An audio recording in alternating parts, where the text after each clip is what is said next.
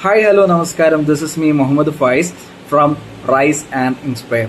So, already ഞാൻ TDSന്റെ റിട്ടേൺസിനെ പറ്റിയും റീഫണ്ട് കിട്ടാനും വേണ്ടിയിട്ടുള്ള കുറേ വീഡിയോസ് ഓൾറെഡി അപ്ലോഡ് ചെയ്തിട്ടുണ്ടായി.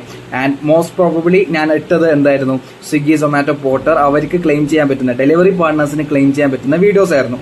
സോ ഇന്ന് ഞാൻ വന്നിട്ടുള്ളത് കഴിഞ്ഞ ഫൈനാൻഷ്യൽ ഇയർ 24-25 കാറ് പർച്ചേസ് ചെയ്തിട്ടുള്ളവരുടെ ആ car purchase value around 10 lakh and above ആണെന്നുണ്ടെങ്കിൽ അവരുടെ കയ്യിൽ നിന്ന് 1% TCS പിടിക്കുന്നുണ്ട്.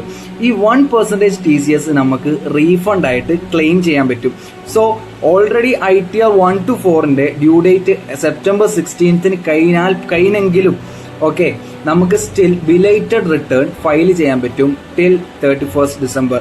ബട്ട് ഒരു ക്യാച്ച് ഉണ്ട്. അതെന്താന്ന് വെച്ചാൽ നമുക്ക് എന്ത് കൊടുക്കേണ്ടി വരും, സെക്ഷൻ 234F പ്രകാരം ലേറ്റ് ഫീ കൊടുക്കേണ്ടി വരും. ഇപ്പോൾ സപ്പോസ് നമ്മുടെ 5 lakh ആണ് നമ്മുടെ ടോട്ടൽ ഇൻകം എന്നുണ്ടെങ്കിൽ, അപ്പോൾ 5 lakh ഓർ ബിലോ ആണെന്നുണ്ടെങ്കിൽ 1000 rupees, 5 lakh എബോ ആണെന്നുണ്ടെങ്കിൽ നമ്മൾ 5000 rupees എന്ത് കൊടുക്കേണ്ടി വരും, 234F കൊടുക്കേണ്ടി വരും. ബട്ട് അപ്പോൾ ഇത്രയും ഫൈൻ കൊടുത്തിട്ട് എന്തിനാണ് റീഫണ്ട് ക്ലെയിം ചെയ്യേണ്ടത് അല്ലേ? But I will say A catch. ഈ എക്സാമ്പിൾ എന്തായാലും കേൾക്കാം. ഓക്കെ, സപ്പോസ് നിങ്ങൾ എടുത്ത വെഹിക്കിൾ എന്ന് പറയുന്നത് 11 lakhs ആണ്. സോ ഈ 11 lakhsൽ 1% TCS കൊടുക്കുമ്പോൾ ഓട്ടോമാറ്റിക്കലി നമ്മൾ പേ ചെയ്യുന്നത് 11,000 rupees ആണ്.